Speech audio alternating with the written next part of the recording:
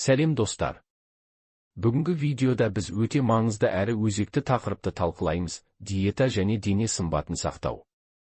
Бұл тақырыпты көп адам іздейді және қызығады, себебі өзіміздің денсаулығымыз бен сыртқы көрінісіміз өміріміздің сапасын анықтайды.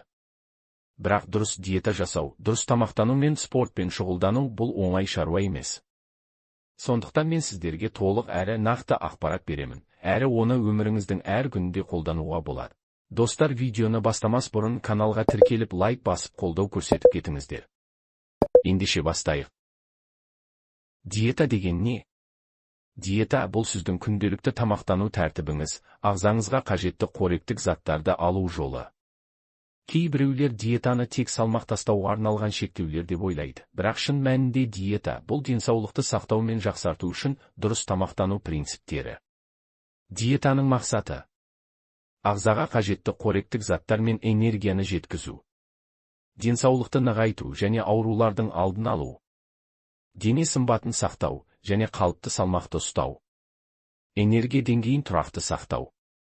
Адам ағзасы өте күрделі жүйе.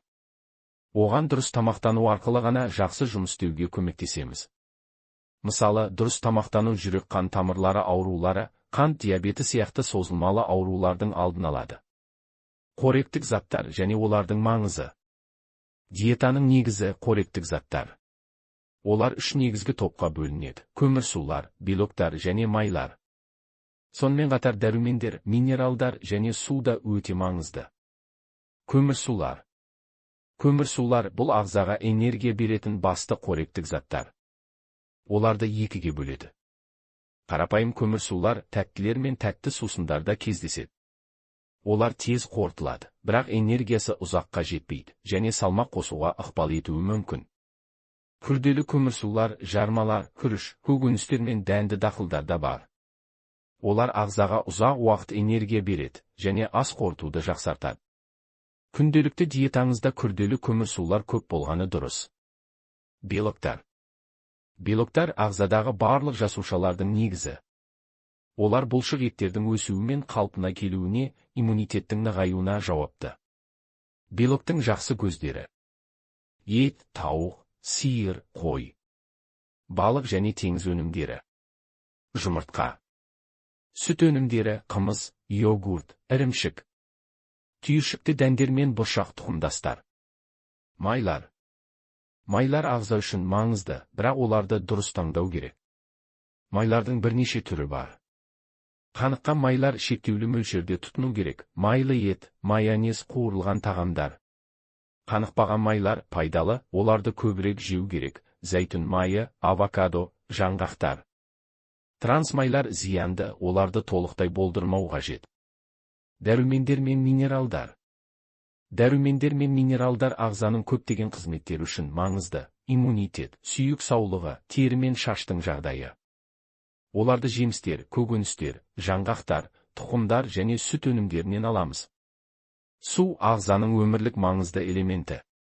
Ол токсиндерді шығарады, теріні ылғалдандырады, зат алмасуды жақсартады. Күніне 1,5-2 литр таза су ішу ұсынылады. Калория дегеніміз не? Калория бұл ағзаға энергия беретін өлшем бірлігі. Әр тағамның калориясы әртүрлі. Мысалы, 1 грамм көмірсу 4 калория, 1 грамм белок 4 калория, 1 грамм май 9 калория. Егер сіз салмақ тастағыңыз келсе, күнделікті тұтынатын калорияны азайтып, жұмсайтын калорияны көбейту керек. Тамақтану режимі. Дұрыс тамақтану режимі денсаулық пен салмақты бақылаудың негізгі қағидаларының бірі. Күніне 3-5 рет тамақтану керек. Үлкен үзілістер болмауы тиіс. Таңғы асты міндетті түрде ішкен жөн. Кешкі тамақ жеңіл және ұйықтардан кем дегенде 2 сағат бұрын болуы керек.